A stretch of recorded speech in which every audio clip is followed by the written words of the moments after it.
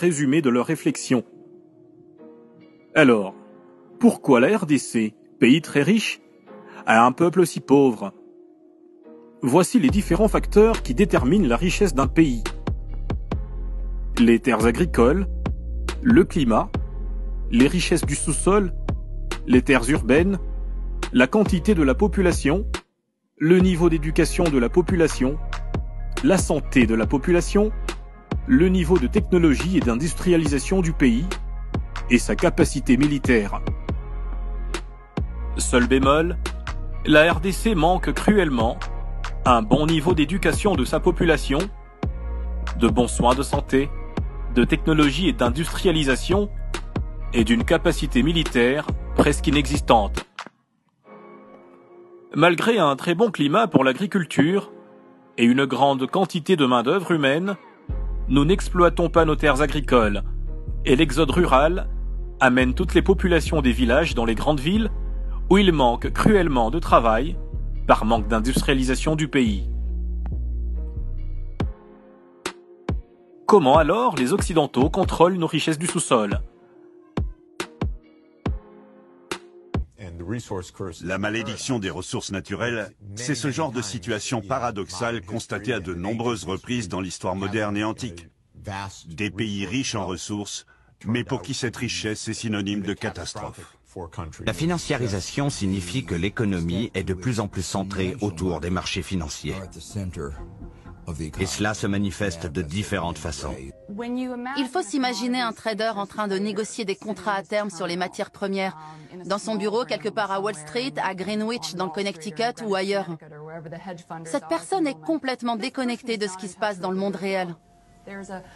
Il introduit une série de chiffres complexes dans cet algorithme qui va tout décortiquer et l'aider à décider du moment idéal pour acheter et vendre, sans jamais prendre en compte que la conséquence, c'est qu'une personne en Afrique meurt de faim ou qu'une famille au Moyen-Orient a besoin de chauffer sa maison. Les prix fluctuent énormément actuellement.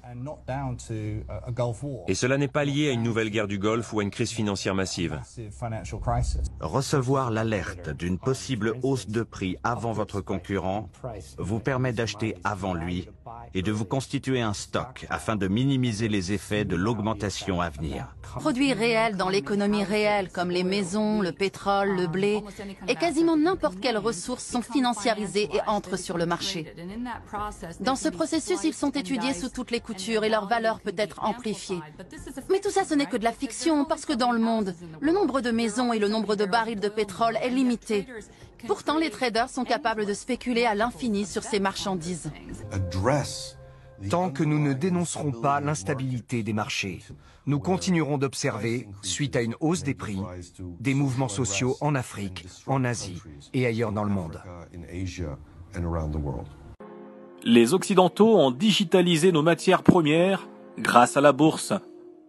Nous ne contrôlons pas les prix de nos matières premières sur les marchés boursiers. Des spéculateurs achètent des titres boursiers, stockent virtuellement nos matières premières pour essayer de les revendre plus tard et faire de gros profits. Vu que nous n'avons aucun contrôle sur les prix de nos richesses, ces spéculateurs peuvent manipuler le prix du coltan ou du cobalt à volonté et déstabiliser ainsi notre économie.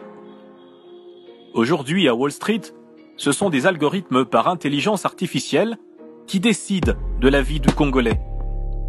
Les Occidentaux ont mis en place un système qui a un seul objectif: acheter les matières premières au prix les plus bas possibles au Congo, les transformer en Asie au prix les plus bas possibles et revendre des produits en Occident au prix les plus chers possibles. Où leur propre population est obligée de s'endetter à vie pour pouvoir consommer des produits de plus en plus chers, comme cet iPhone qui a le même prix que le SMIC en France. Et que nous avons créé des systèmes qui ont perdu toute forme de compassion, qui ont perdu la capacité à reconnaître le malheur d'autrui dans les décisions qui sont prises. Et si nous ne résolvons pas ce problème, nous allons tous souffrir. Beaucoup plus que par le passé. Nous allons souffrir davantage. Une société dépend directement de la santé et du bien-être de ses habitants. Et le fait que le système ait dissocié le bien-être économique du bien-être de l'être humain est la manifestation de son propre échec. En aucun cas, le bien-être économique ne doit et ne peut être dissocié du bien-être de la population. Que faire face à cette situation? Diversifier l'économie. D'abord, les Congolais doivent apprendre à se nourrir. Au lieu de s'entasser dans des villes sans travail, les Congolais doivent retourner dans les villages pour cultiver et manger. Après avoir mangé, on pourra commencer à s'instruire. Après l'instruction et l'augmentation de notre niveau de technologie, on pourra s'industrialiser. Renforcer nos capacités militaires pour protéger nos matières premières.